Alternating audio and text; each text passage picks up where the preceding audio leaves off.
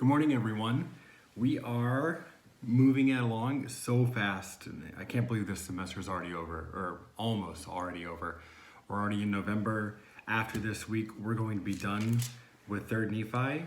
And after 3rd Nephi, we only have this much left in the Book of Mormon, which is crazy. I mean, it's literally 4th Nephi, Mormon, Ether, Moroni, and we're done.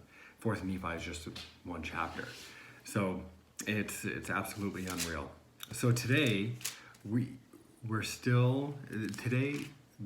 finish 3rd Nephi, like I said, and so the 3rd Nephi is the Savior's visits, and then subsequent visits to the Americas and to the Nephites here. And there's in chapter 23, there's a little intriguing happening, and if you turn to chapter 23.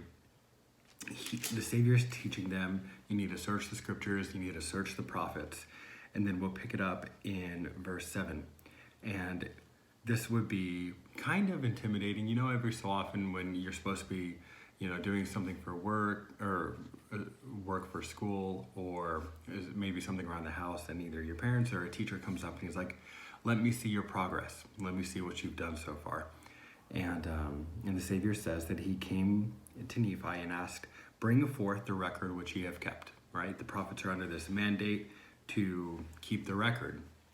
And so Nephi, in verse 8, and when Nephi had brought forth the records and laid them before him, he, the Savior, cast his eyes upon them and said, verily I say unto you, I commanded my servant Samuel the Lamanite that he should testify unto this people. Remember, he's the one that got up on the wall and prophesied phenomenal things unto the Nephites.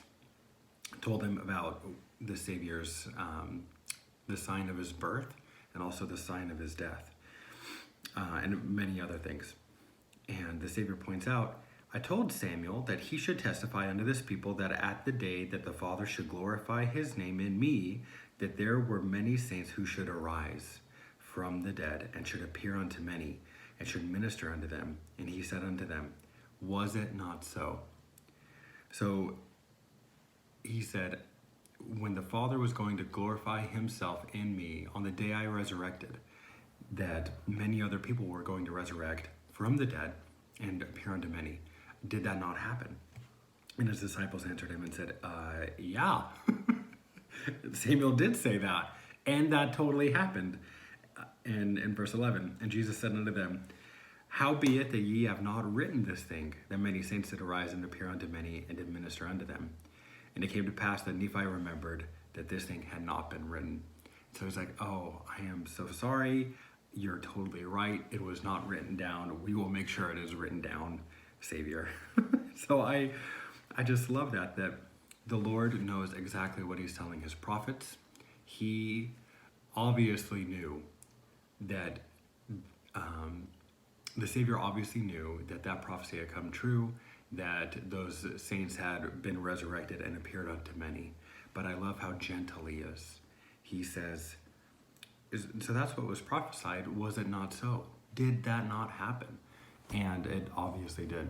And I love how gentle he is. And he gave the prophets and apostles, seers and revelators, the brethren of the Nephites, that opportunity to think for themselves and realize that they were wrong and that they needed to add it. He didn't come down super angry at them. He just said, okay, was it so? No, okay, please write it down. And it goes to show how gentle and kind he is. So my question today is, how does it make you feel knowing that the God we worship is so kind and loving and patient with us?